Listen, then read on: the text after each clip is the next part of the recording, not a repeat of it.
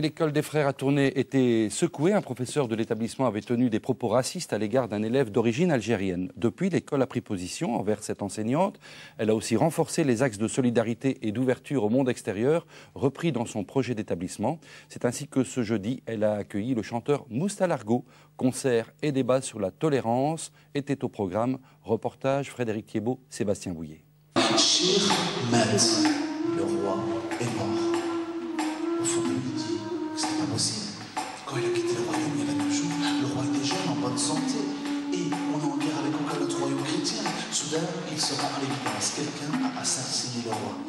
Moustalargo est un homme de cœur, un chantre du partage, un porte-parole de la tolérance. Son spectacle d'une rive à l'autre est la symbiose de son travail d'artiste généreux, de conteur né. Quand il invite ses spectateurs au voyage, c'est pour suivre les traces d'un prince indien à la recherche d'Al-Andalus, une cité de paix et de tolérance, découvrir les 1001 richesses de la civilisation arabe. À l'école des frères de Tournai, ce spectacle s'inscrivait dans un contexte un peu plus particulier encore. Cette animation est un peu la réponse que nous voulons donner suite à l'incident qui s'est passé il y a un an. Donc, pour rappel, une enseignante avait un peu dérapé et tenu des propos déplacés à l'égard d'un élève maghrébin.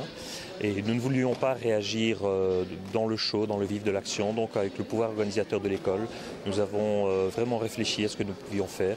Et l'opportunité s'est présentée grâce à la communauté française et aux jeunesses musicales d'accueillir ici Moustalargo, qui, nous le savons, tient toujours un discours de tolérance.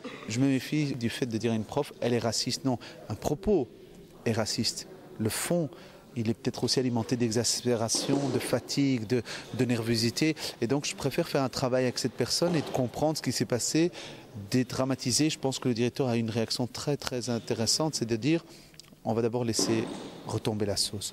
On va laisser le mouvement se calmer et puis on va travailler autour de ça. Et peut-être c'est là qu'il y a eu un déclic intéressant, c'est de se dire à partir de là, on en fait quelque chose de positif, un truc autour du dialogue, du partage.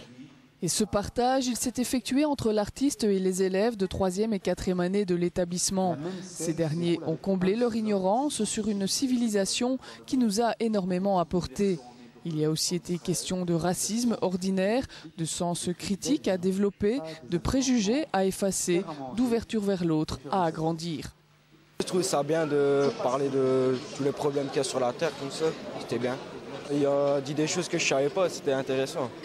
Et par rapport au problème du racisme et de la tolérance? Bah, je pense que c'est quelque chose qu'il faudrait supprimer, je pense. Ça sert à rien. Je trouvais que c'était bien fait et que, ouais, qu'on faisait bien comprendre que c'était pas bien. Le racisme, c'est quoi pour toi? Le racisme, c'est quelque chose qu'on ne veut pas tolérer. Quelque chose horrible, franchement. On ne doit pas se confondre l'ennemi. Moi, je me méfie plus du racisme au col blanc, dans la profondeur, d'une certaine extrémisme. Il y a un ennemi à combattre, c'est l'intolérance. Et ce n'est pas du racisme du nazisme, c'est l'intolérance souvent est frangin de l'extrémisme. Soyons vigilants de ne pas tomber dans ces travers-là et c'est sur cela qu'on doit combattre.